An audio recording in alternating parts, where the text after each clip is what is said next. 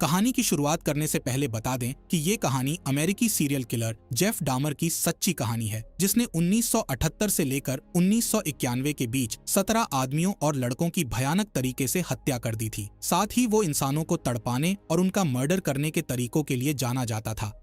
कहानी की शुरुआत जेफ को दिखाते हुए होती है, जो कि स्कूल बस से घर जा रहा होता है। तभी उसकी नजर जॉगिंग कर रहे एक आदमी पर जाती है, जिसे जेफ बहुत ही ध्यान से देखने लगता है। जब जेफ बस से उतरता है तब भी वो उसी आदमी को देखते रहता है। इसके बाद हम जेफ को एक प्लास्टिक बैग ले जाते हुए देखते हैं, जिस दौरान उसकी मुलाकात उसके पड़ोस में रहने वाले लड़कों से होती है। जेफ उन लड़कों को बैग दिखाते हुए कहता है कि मुझे एक मरी हुई बिल्ली मिली है, जिसे मैं एसिड में घोलकर खत्म करने जा रहा हूँ। दरअसल जेफ के पिता एक केमिस्ट हैं, इसलिए जेफ अपने पिता के केमिकल्स का यूज किया करता था। खैर, अब वो दोनों लड़के जेफ के साथ उसके घर आ जाते हैं ताकि वो देख सकें कि जेफ किस तरह उस बिल्ली को एसिड में घोलता है। यहाँ जेफ बताता है कि ये एसिड कमजोर है, इसलिए बॉडी को गलने में टाइम लगेगा। साथ ही वो बताता है कि उसे ऐसा करने में मजा आता है क्योंकि वो हड्डियों से प्यार करता है और उसे बॉडी के अंदर की चीजों को जानने में बहुत इंटरेस्ट है। इधर वो दोनों लड़के सोचते हैं कि जेफ जार में एसिड की जगह पानी डाल रहा है, जिससे जेफ को उन पर गुस्सा आ जाता है। इसलिए वो उन्हें अपना काम दिखाने के लिए एक जार उठाकर फेंक देता है। दरअसल जेफ ने इस जार में कई समय पहले एक जानवर की बॉडी को एसिड में डाला था, जो कि अब बुरी तरह सड़ चुकी थी, इसलिए उससे बहुत बदबू भी आ रही होती है। जेफ की इस हरकत को देखकर उन दोनों लड़कों को कुछ ठीक नहीं लगता है, इसलिए वो जेफ को सनकी कहते हुए वहां से चले जाते हैं। जिसके बाद हम जेफ को उसकी फैमिली के साथ डिनर करते हुए देखते हैं, जिसमें जेफ के पिता लायनल, माँ जॉयस और उसका छोटा भाई डेविड है। डिनर के दौरान जेफ के पेरेंट्स बहस करते हुए लड़ने लगते हैं। दरअसल जेफ के पेरेंट्स हमेशा किसी न किसी बात पर झगड़ते रहते थे।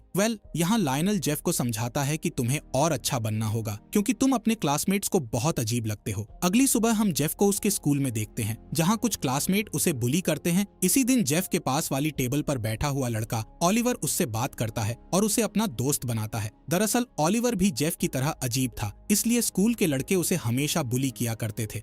अब हम जेफ को लैब में देखते हैं, जहां उसकी नजर एक जार में रखे जानवर पर जाती है। तब जेफ उस जानवर को चुराकर अपने घर ले आता है और उसे अपने शेड में रख देता है। इसके बाद जेफ घर के अंदर जाता है, जहां उसके पेरेंट्स लड़ रहे होते हैं, इसलिए जेफ अपने छोटे भाई को वहां से दूर ले जाता है ताकि वो अपने पेरेंट्स को लड़ता हुआ ना देखे। अगले दिन जेफ स्कूल में म्यूजिक बैंड की प्रैक्टिस करता है। इसी दिन जब वो घर लौट रहा होता है, तब वो देखता है कि कुछ स्टूडेंट्स ऑलिवर को परेशान कर रहे हैं, लेकिन जेफ ऑलिवर की हेल्प नहीं करता और वहां से चला जाता है। यहाँ घर में जेफ के पिता को पता चलता है कि जेफ ने अभी तक कोई दोस्त नहीं बनाया है, जिससे उन्हें जेफ पर बहुत गुस्सा आ जाता है। इसलिए वो शेड में जाकर जेफ के सभी जानवरों को डस्टबिन में फेंक देते हैं, क्योंकि वो जानते थे कि जेफ का जानवरों के लिए बहुत ही लगाव हो रहा है और वो उनके अलावा किसी के बारे में नहीं सोचता है। यहाँ लायनल जेफ को डांटता है और उसे जानवरों की बॉडी रखने से मना करता है। अगले दिन जेफ दोस्त बनाने के लिए स्कूल ग्राउंड में जाता है, जिस दौरान उसके पास उसका एक क्लासमेट आता है जो कि एक ड्रग डीलर है, इसलिए जेफ उससे दोस्ती नहीं करता और अपने घर निकल जाता है। घर जाते समय जेफ उदास होकर सड़क के किनारे बैठ जाता है। इसी दौरान वो फिर से जॉगिंग कर रहे उस इंसान को देखता है जिसे हमने कहानी की शुरुआत में देखा था। जेफ उसे बहुत ही ध्यान से देखने लगता है, जिससे हमें पता चलता है कि जेफ उस इंसान को पसंद करने लगा है।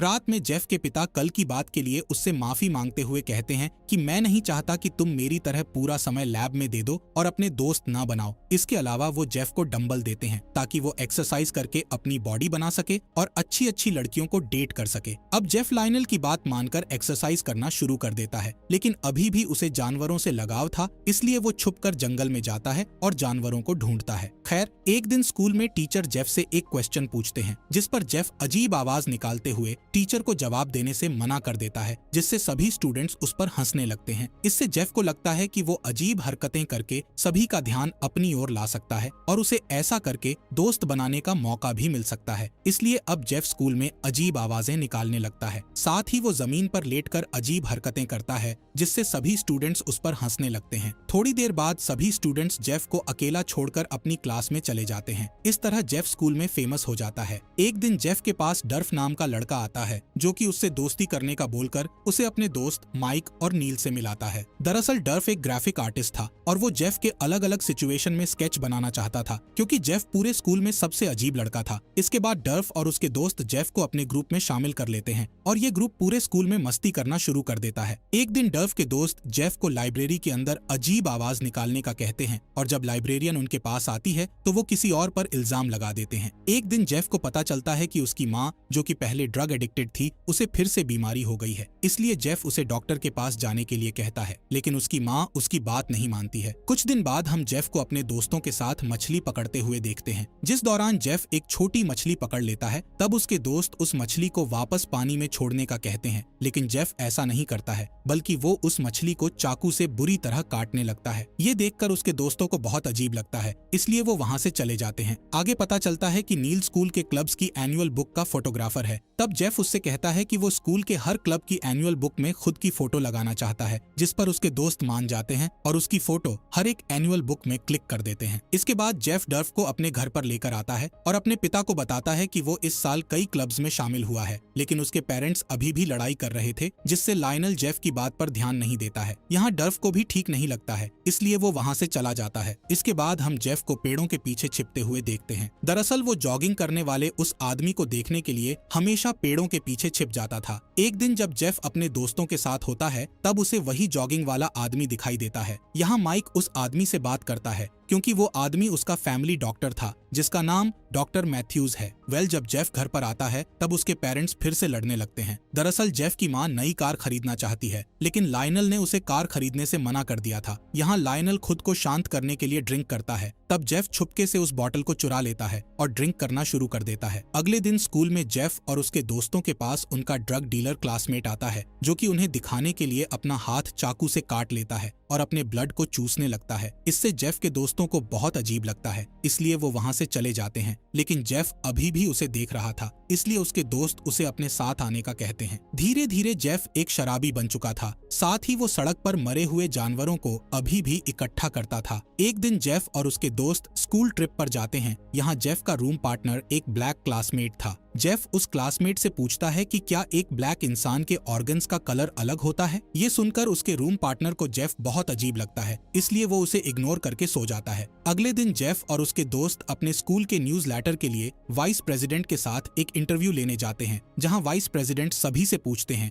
कि वो बड़े होकर क्या बनना चाहते हैं, जिस पर जेफ बताता है कि वो एक बायोलॉजिस्ट बनेगा। इसके बाद सभी स्कूल ट्रिप से घर लौटते हैं, जहां जेफ के पिता उसे पिकअप करने आते हैं। लायनल जेफ को बताता है कि मेरा तुम्हारी माँ के साथ तलाक होने वाला है, इसलिए मैं कुछ समय से होटल में रह रहा हूँ। ये सुनकर जेफ को बहुत बुरा लगता है, इसलिए वो घर आकर पूरी रात जागता है। इस दौरान उसे डॉक्टर मैथ्यूज की याद आने लगती है, क्योंकि वो उन्हें बहुत ही पसंद करने लगा था। इस वजह से उसे मैथ्यूज से मिलने का मन करता है। इसीलिए अगले दिन जेफ सर्दी का नाटक करके मैथ्यूज के पास जाता है, जहाँ मैथ्यूज जेफ को नेकेड करके उसका चेकअप करता है। इस बीच मैथ्यूज को एहसास होता है कि जेफ उससे अट्रैक्ट है और वो उसके बारे में गलत सोचता है। यहाँ मैथ्यूज अनकंफर्टेबल हो जाता है, इसलिए वो जेफ को अपने घर जाने का कहता है। जब जेफ अपने दोस्तों से मिलता है, तब उसके दोस्त लड़कियों के बारे में बात कर रहे होते हैं, लेकिन जेफ को लड़कियों से अट्रैक्शन नहीं था, इसलिए उसे उनकी बातों में कोई इंटरेस्ट नहीं आता है। धीरे धीरे जेफ स्कूल में ही ड्रिंक करना शुरू कर देता है। कुछ समय बाद स्कूल की एनुअल बुक आ जाती है, जहाँ जेफ हर एक बुक के कवर फोटो में होता है। इसलिए एक टीचर को बहुत गुस्सा आता है और वो जेफ की फोटो को मार्कर से मिटाने लगती है। इसके बाद जेफ अपनी माँ के साथ अपने पिता से मिलने होटल जाता है, जहाँ बच्चों की कस्टडी को लेकर जेफ के पेरेंट्स फिर से लड़ाई करने लगते हैं। इससे जेफ परेशान हो जाता है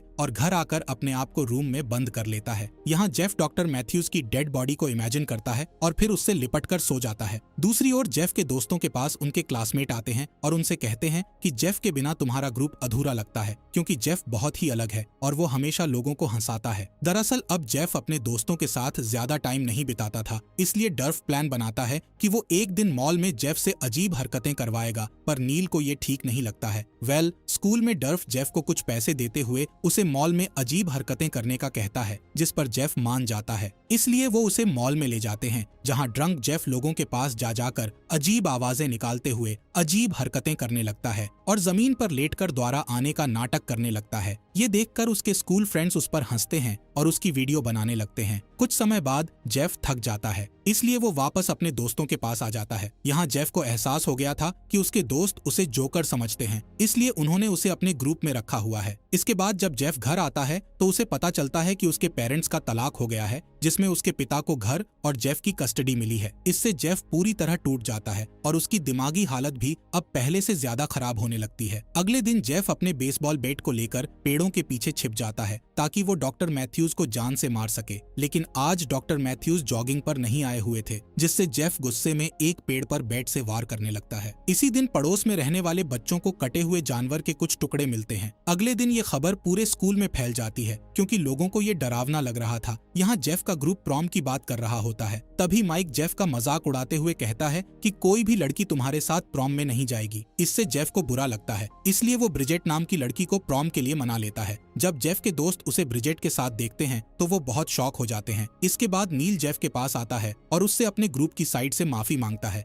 अब जेफ और ब्रिजेट की डेट होती है, जिसके बाद डांस करने का समय आता है, जिससे जेफ अनकंफर्टेबल होने लगता है क्योंकि उसे लड़कियों में इंटरेस्ट नहीं था। इसलिए वो ब्रिजेट को कुछ बहाना बताकर वहाँ से चला जाता है। अगले दिन जब वह स्कूल से घर आता है तो वो देखता है कि उसकी माँ डेविड को लेकर घर से हमेशा के लिए जा रही है। यहाँ जेफ बहुत दुखी होता है क्योंकि उसकी माँ और भाई उसके ग्रेजुएशन में शामिल नहीं होने वाले थे। खैर, ग्रेजुएशन के दिन जेफ रो रहा होता है। तब उसके पिता उसे बधाई देते हुए अपनी फैमिली कार उसे गिफ्ट कर देते हैं। कुछ दिनों बाद डर्फ जेफ को सड़क के किनारे अकेले चलते हुए देखता है, इसलिए वो उसे लिफ्ट देकर घर पर ड्रॉप करने का कहता है। यहाँ डर्फ जेफ की उंगलियों पर खून के निशान देखकर हैरान हो जाता है। तब जेफ उससे कहता है ये पेंट के निशान हैं, जबकि असल में जेफ किसी जानवर को मारकर आ रहा था। डर्फ ने जेफ के साथ मॉल में जो भी किया था वो उसके लिए अभी भी माफी नहीं मांगता है, जिससे जेफ को बहुत बुरा लगता है। फिर भी जेफ डर्फ को अपने घर में इनवाइट करता है। इस दौरान जेफ डर्फ के काफी पास आ जाता है, जिससे डर्फ बहुत घबरा जाता है। इसलिए वो बहाना बनाकर अपने घर जाने का कहने लगता है।